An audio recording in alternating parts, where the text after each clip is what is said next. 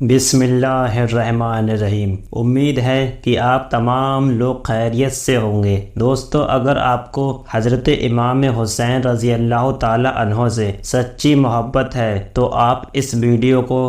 دل سے لائک کر دیں اور کمنٹ باکس میں یا حسین ضرور لکھیں۔ دوستو، 61 ہجری 10 محرم کے دن حضرت امام حسین رضی اللہ تعالی عنہ کا سر مبارک کربلا کے میدان میں جب سجدے کی حالت میں کاٹا گیا تو اچانک سے اندھیرا چھا گیا۔ پورے کربلا کے میدان میں ایک سناٹا ہو گیا۔ سورج کو گرہن لگ گیا تھا، آسمان سرخ ہو گیا، بیت المقدس کی زمین سے خون ابلنے لگا، خانہ کعبہ ہلنے لگا تھا، رسول اللہ صلی اللہ علیہ وسلم کی قبر مبارک سرخ ہو گئی تھی۔ یہ دیکھ کر یزید کی فوج بھی کانپنے لگی۔ آج کی اس ویڈیو میں ہم آپ کو حضرت امام حسین رضی اللہ تعالی عنہ کی ایک ایسی زندہ کرامت کے بارے میں بتانے والے ہیں، آپ کو ایک ایسے مبارک پتھر کے بارے میں بتانے والے ہیں جن کے اوپر حضرت امام حسین کا کٹا ہوا سر مبارک رکھا گیا تھا، اور اس پتھر سے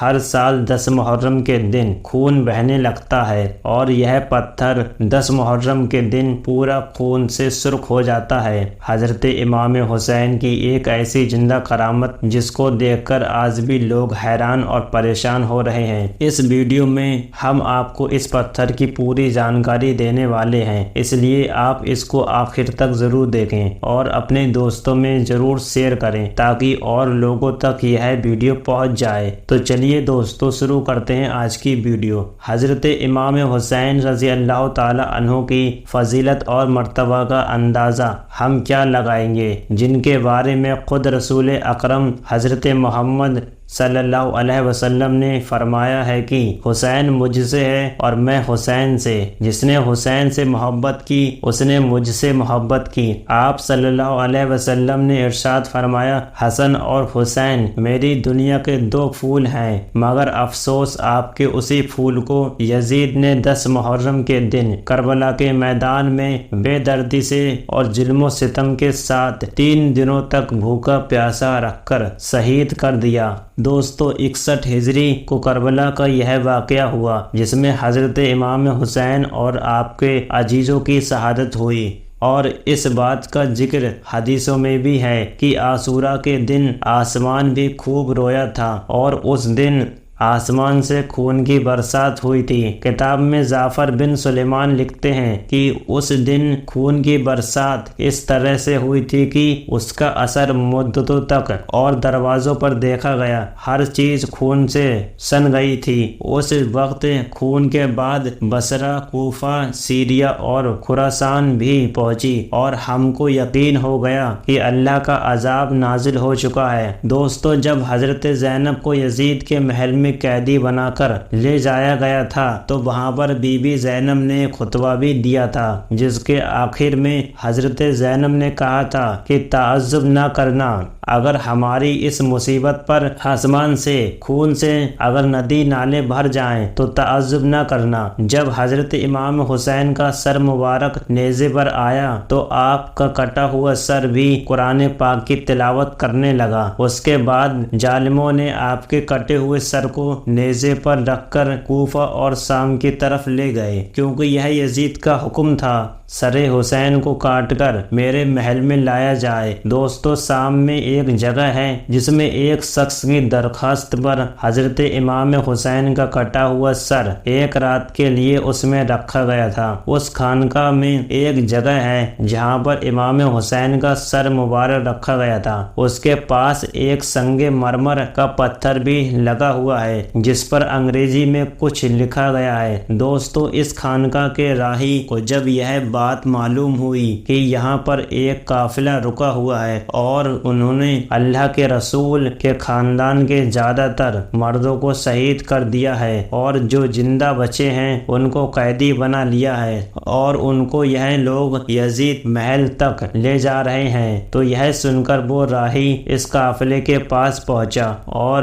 وہ سیدھے فوج کے کمانڈر کو کچھ پیسے اور سونا دے کر امام حسین کا کٹا ہوا سر مبارک اپنے ساتھ اپنے خانقاہ میں لے آیا اور امام حسین کے کے سر مبارک کو ایک پتھر پر رکھ دیا۔ اس وقت وہ پتھر امام حسین کے خون سے سرخ ہو گیا تھا۔ اس کے بعد وہ پتھر 335 ہجری تک ویسے ہی رکھا رہا۔ اس کے بعد سن 345 میں ایک اور بادشاہ تھا جس کا نام عثمانی تھا۔ اس نے اس شہر پر حملہ کر دیا اور اس پر اپنا قبضہ جما لیا، مگر یہ بادشاہ اتنا زیادہ ظالم تھا کہ اس نے لوگوں کو اس مبارک پتھر کی زیارت کرنے سے روک دیا اور اس عمارت کو جس میں یہ مبارک پتھر رکھا ہوا تھا اس کو اپنے ہتھیاروں کا گودام بنا دیا۔ اس کے بعد اللہ کی شان دیکھیں اور حضرت امام حسین کی کرامت دیکھیں کہ کچھ ہی دنوں کے بعد یعنی